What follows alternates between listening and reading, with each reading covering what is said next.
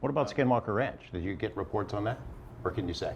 Uh, I would prefer to defer that question if that's okay. Let's do a hypothetical. Sure. The kinds of phenomena that have been described there that were investigated by Bigelow, both as bass and as NIDS, are confounding in the sense that they never repeat and that same thing doesn't happen again. It almost seems to be like the approach would be to study it as an intelligence issue than a scientific issue, or as an intelligence. Well, I think there's always an intelligence aspect to any big question, right? You have to ask questions. You know, let's take the nature of Skinwalker out of the equation and just look at it from an intelligence problem. You have to ask yourself, A, is this something that is naturally occurring? Is this something that is being deliberately done? Is this something that another nation could be behind, trying to influence us? Or is this something that is occurring that is just a natural part of being a human being on this planet, right? And a bunch of other possibilities as well. So we're looking at things through the optic of trying to determine exactly what are these things that are being detected, that are being observed, that are being reported, and is it something that is naturally occurring or not? And when I say naturally occurring, doesn't necessarily mean naturally occurring as part of a weather pattern. This is an awfully big universe we live in, and we now realize through theories such as string theory and M theory that the universe in which we live in may be part of a much bigger neighborhood of universes, part of a multiverse which resides within one great big superverse. And this is not just mere speculation. There is scientific evidence right now that even some very serious scientists are looking at. Give you a case in point. The supposed lopsided nature of our universe.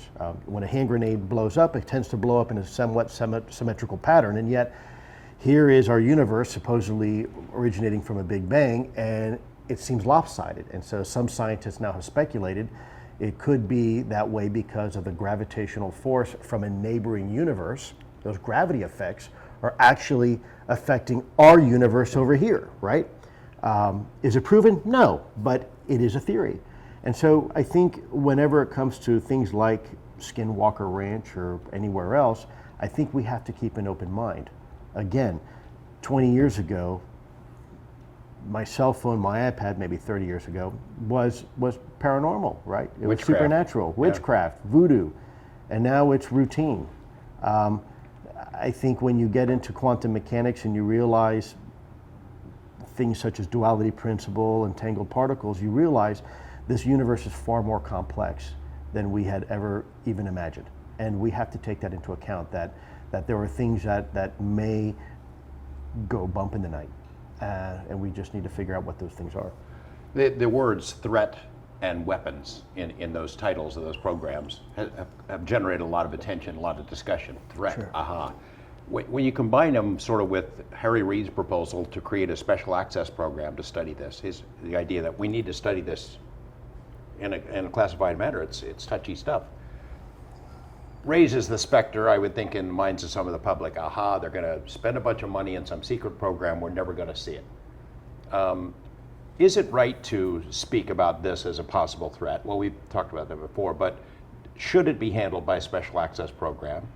And is there a model in which the public could be kept part of it, even though it is classified? Absolutely, yes. In fact, that's what we did with ATIP. So you have different layers of a program, and think of it as an onion, right? So you have an outside layer which everybody sees. That's the outside of the onion, and that part remains unclassified. And that is the way that we communicate things to the public, just like we did when North Korea had, nuclear weapons, and they were developing them, and potentially pointed over on this this side of the coast of the United States. Now, underneath that layer are several classified layers, and one would go maybe potentially secret or top secret, and even further. So depending on the sensitivities, it's not that you're trying to keep this information away from the public. It's not the American people we don't trust.